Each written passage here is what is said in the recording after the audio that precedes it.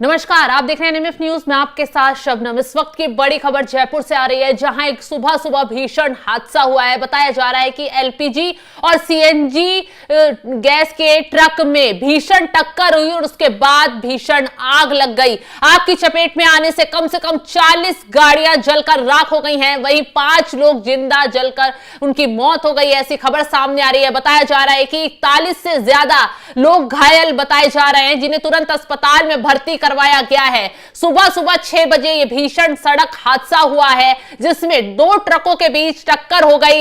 LPG और CNG truck में भीषण टक्कर हो जाती है। हादसा इतना भयावह है कि उसकी चपेट में आने से 5 लोग जिंदा जल गए और उनकी दर्दनाक मौत हो गई है। घटना में 40 से ज्यादा लोग घायल बताए जा रहे हैं, जो गंभीर रूप से घायल हैं, जिन्हें अस्पताल इलाज के लिए जयपुर के सवाई मानसिंह अस्पताल में भर्ती करवाया गया है। एलपीजी और सीएनजी ट्रक में हुई टक्कर ने आसपास की गाड़ियों को भी अपनी चपेट में ले लिया। जो गाड़ियां हादसे की जद में आई वो पूरी तरह से जलकर राख हो गई हैं। पुलिस और प्रशासन की टीम के साथ दमकल विभाग के कर्मचारी आग पर काबू पाने की कोशिश में लगातार जुटे हुए हैं। तस्वीरों में आप देख सकते हैं कि कैसे 2 ट्रकों की टक्कर हुई है और आसपास कितनी गाड़ियां जली हुई हैं। दमकल के कर्मचारी लगातार आग बुझाने की कोशिश में जुटे हुए हैं। हादसा बहुत ही भयावह था। पुलिस और प्रशासन की टीम के साथ दमकल विभाग लगातार वहां जुटा हुआ है।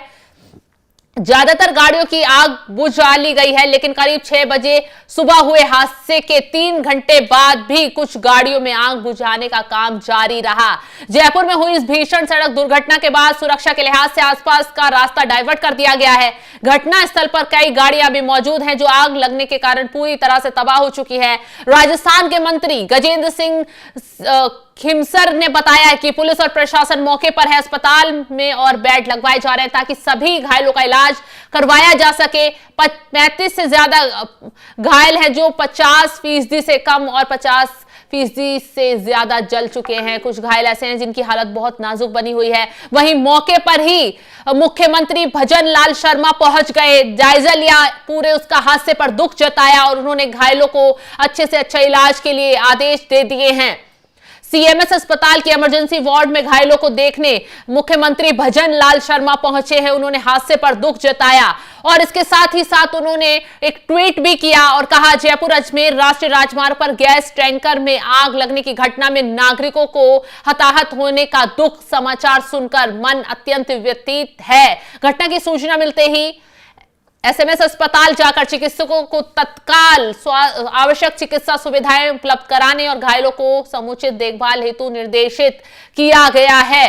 तो भजनलाल शर्मा मौके पर पहुंचे, हादसे का जायजा लिया और घायलों को अच्छे से अच्छा इलाज कराने के उन्होंने निर्देश दे दिए हैं। हादसे पर जयपुर के डीएम जितेंद्र सोनी ने कहा कि करीब 40 गाड़ियां आग की चपेट में आकर जलकर राख हो गई हैं। फायर ब्रिगेड मौके पर पहुंच गई है। राहत कार्य, बचाव कार्य जारी है। आग पर काबू पा लिया गया है और करीब 1-2 गाड़ियां ही बची हुई हैं।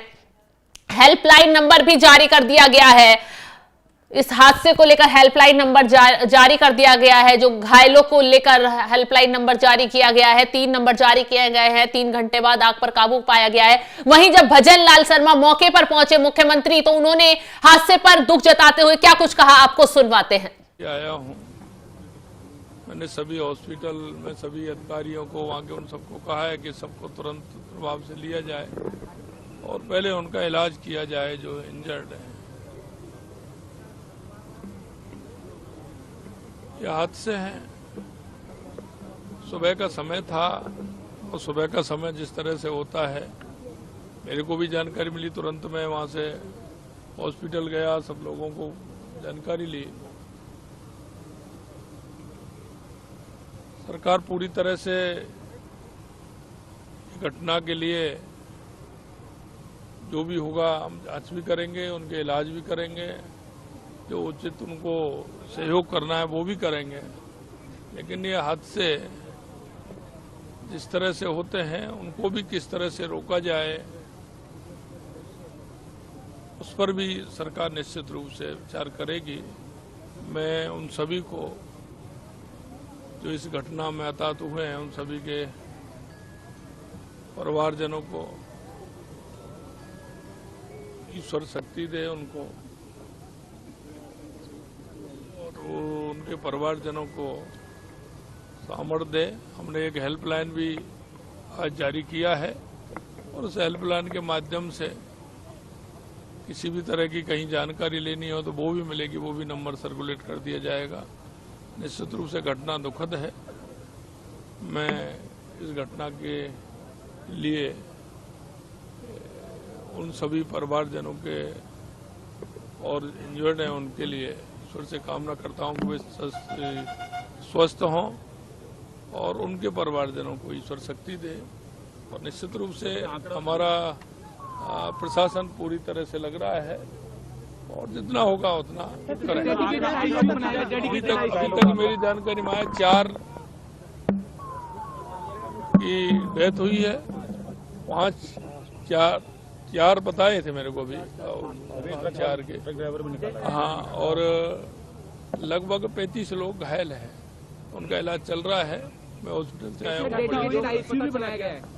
देखिए अभी तो यही है, प्रारंभिक तौर पर आ रहा है कि आप देख रहे हैं सामने जो ट्रक खड़ा है, ट्रक इधर से यू टर्न हो रहा था, उधर से ट्रक आया, आपस में भिड़ंत हो गई और उसमें से जिस तरह से घटना हुई है निश्चित रूप से इसकी विस्तृत जानकारी होगी। जांच अभी तो आएगा, जांच का विषय है ये।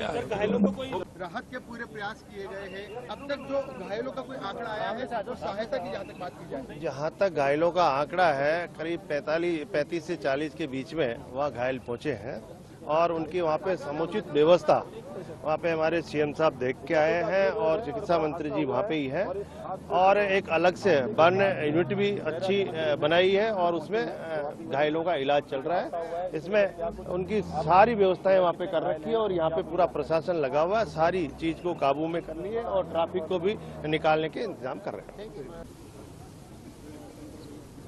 और उनके परिवारजनों को सामर्थ्य दे।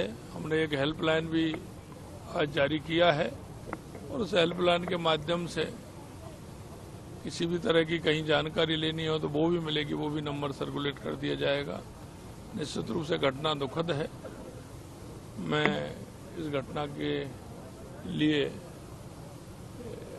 उन सभी परिवारजनों के और इंजर्ड हैं उनके लिए ईश्वर से कामना करता हूं कि वे स्वस्थ हों और उनके परिवारजनों को ईश्वर शक्ति दे।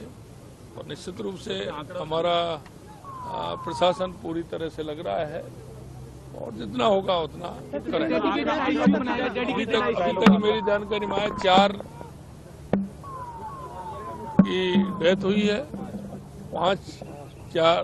4 बताए थे मेरे को भी 4 के। हाँ, और लगभग 35 लोग घायल हैं, उनका इलाज चल रहा है। मैं हॉस्पिटल से आया हूँ।